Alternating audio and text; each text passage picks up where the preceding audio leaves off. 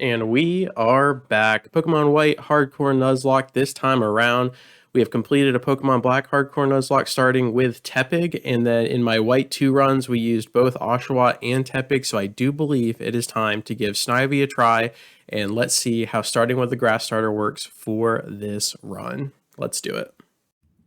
And for our Route 1 encounter, it is going to be the Lillipup here. Stoutland is one of my favorite normal-type Pokemon, especially if it can get Intimidate, so we'll have to wait and see there, but that is going to be our second member on the team. Alright, for our first main fight here, it's going to be against N himself, who has the Purloin, and right now we're operating with the Snivy and Lillipup, so it's a 2v1 here. And we're just going to Vine Whip away and see if we can beat N's single Pokemon. The scratch comes down, a critical hit on that Vine Whip doing absolute work, and Edward Elric drops back, gets a second critical hit to finish the Purloin, and N is no problem at this point in the game. Alright, for our Route 2 encounter, it is going to be the Patrat, the little Watchog here, and we secure it, so now we have 3 members on our team. Alright, we beat the trainers in between towns there, no problems, but Bianca has something to say about it. Here we go, our first real fight after getting our starters, and she has the Oshawott and the Lillipups. The Lillipup comes down, we answer with Alphonse the Patrat, and we throw a bite at her, and it does get the flinch, which is really nice, so we double down on another bite, which also flinches the poor little puppy here with the tackle fadeaway. Really good stuff. We also get the level up, which is nice, and now her ace Oshawott comes down, and we're just going to prep Oshawott for our Snivy swap here, so we're going to hit him with a Leer.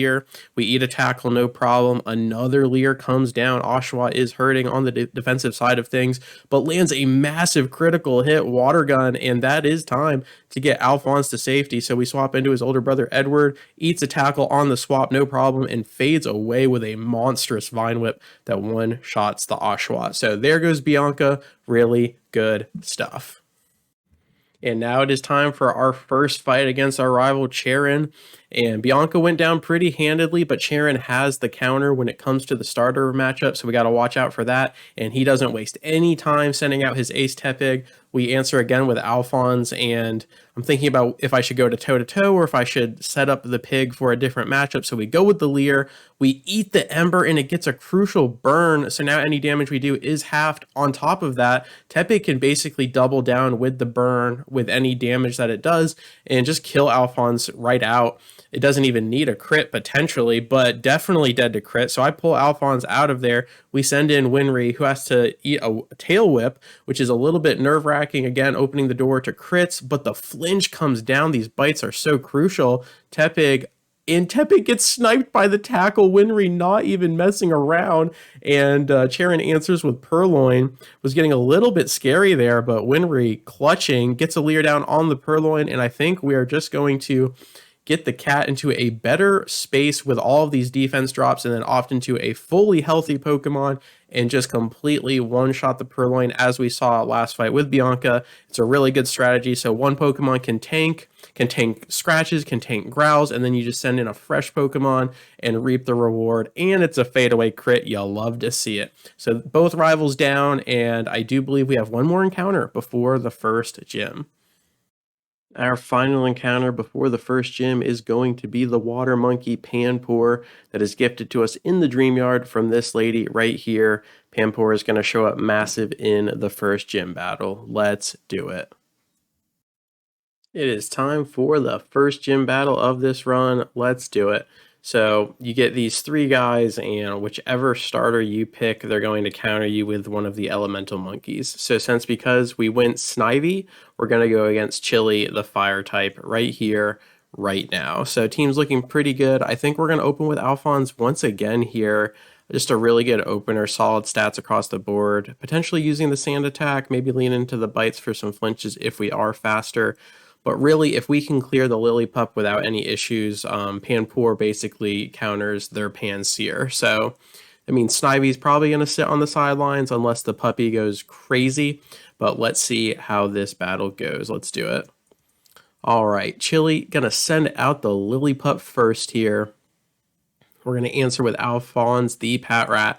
And yeah, let's just go with the sand attack. Let's just, since this is going to be more of a drawn out battle, let's let the puppy have a mischance.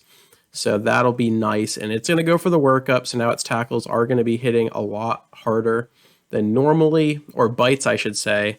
I don't think Lily Pup even has tackle. So we are faster, which is really nice, and we can lean into that and use bite. So now we have a chance to flinch the puppy, and it does about a third and gets the flinch. Man, bite has been incredible this run so far. We're going to lean into another bite here and brings it into yellow, probably in potion range. That did 13 damage, so we are potentially dead to a crit, and I do believe Chile's going to use the potion. So we're going to go for the little bit of extra damage that tackle is going to do compared to bite, since bite is a base 60 and tackle goes to 75 because of the stab, and that's going to get us in range. I do believe we go for another tackle, and that should finish the puppy from that range. So come on, Alphonse, you got this, buddy. And tackle does finish the puppy, and we lost 13 health points, but that is no problem. We also have an Oran Berry, so I think right here we could honestly switch right into Panpour, but I'm pretty sure the Pansear is going to go for a workup, just like the other Pokemon did. So honestly, it doesn't really matter because, I mean, 2 water guns is going to do the trick. So you know what? Let's go straight into Hughes, the Panpour, and take out the Pansear. We don't even have to mess around with this. So it actually goes straight into Incinerate. That's going to get rid of our berry, I believe. And it was a critical hit, so that's unfortunate, but that's fine. We're just going to get the water gun. We're going to get the fire hydrant out there and put out this fire monkey if possible. So there's the special attack and physical attack buff from the workup, but it is going to be a 2-shot, it looks like. So just one more water gun barring a crit, and Hughes wins the speed battle unless we were faster, and almost finishes the Pansear, but it comes with another Incinerate and no criticals here. Oh, that does no damage. So the other one was a critical. That one was not. Another Incinerate comes down. No crits, will be just fine. And there it is. Hughes drops back with the water gun, fades away, and there goes the Pansear. That is the first gym battle underway, and we got 7 more gyms. Let's do this thing. As always, thank you so much for your time. I really do appreciate it, and I will catch you on the flip. Peace.